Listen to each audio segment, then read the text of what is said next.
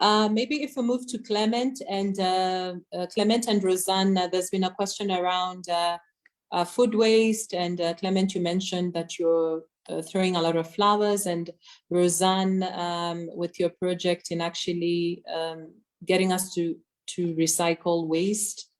Clement, if you'd like to just weigh in on the question of food, flowers for food, and Roseanne on the question on how we can actually do that more in our markets, in our local markets, and upcycle nutrients.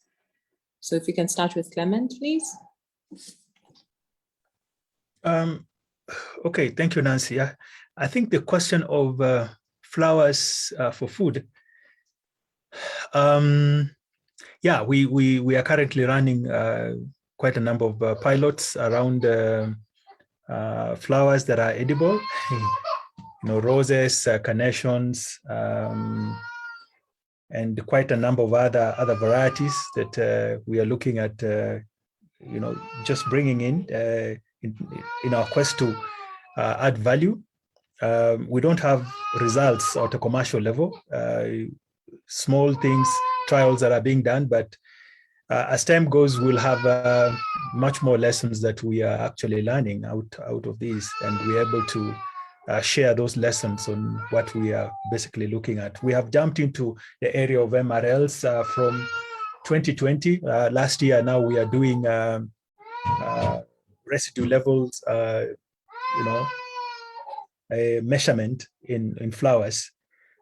Because it's not just because we handle flowers, we smell them and do other things, but within the space that we are looking at creating more value for cut flowers going forward, that yes, they can be used for aesthetic value, but they could also augment on the food security level. Then it's important that we move and start doing this from the onset. So those are trials that are ongoing, and I don't have data that I can share immediately, but I know that in a couple of maybe 2-3 years, we'll have some lessons that we have learned that we can share widely. Thank you.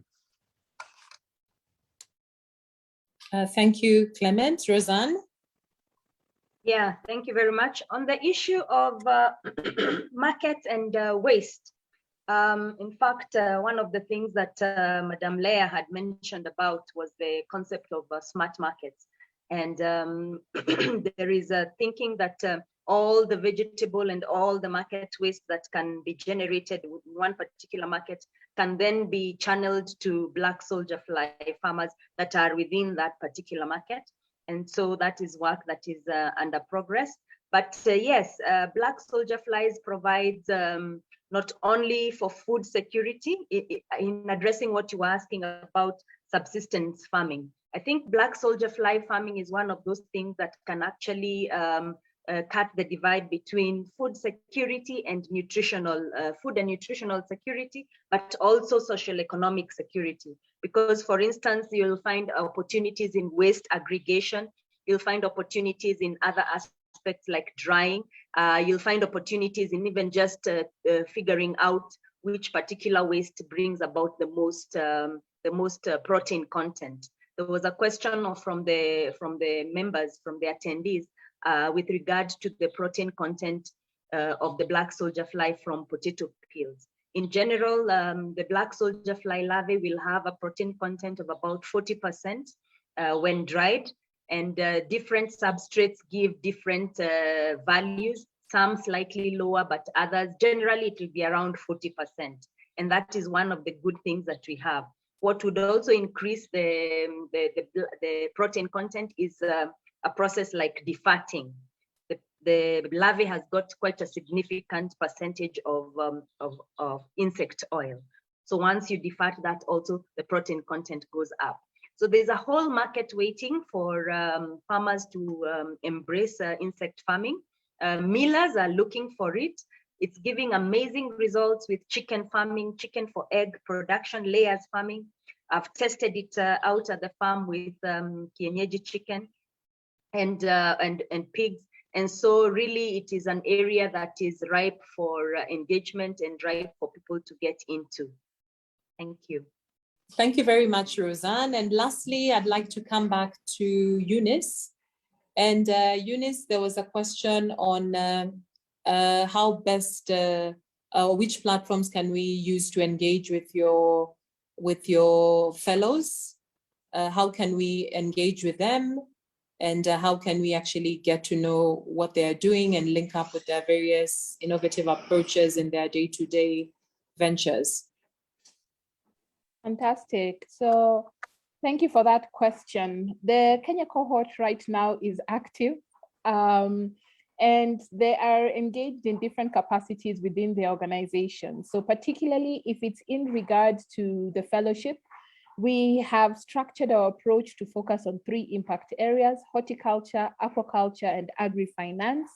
Feel free to reach out to us. I will put in the link to our website again. Reach out to us. There's a fellowship team that reviews all correspondence, and we will get back to you. In terms of engaging a particular fellow, now what we can do is that we will create those linkages, and then that follow-on effect can happen. If it is with the fellowship in particular, I serve as Dean and the implementation lead for Kenya. So feel free to also reach out to us via the links that I will be sharing, and I will respond. Just address attention, Eunice, and I will follow through. Thank you very much. Eunice, I see time is not on our side. We've gone overboard by 30 minutes, but I see we still have about 50 people joined in. The discussions are hot and very interesting.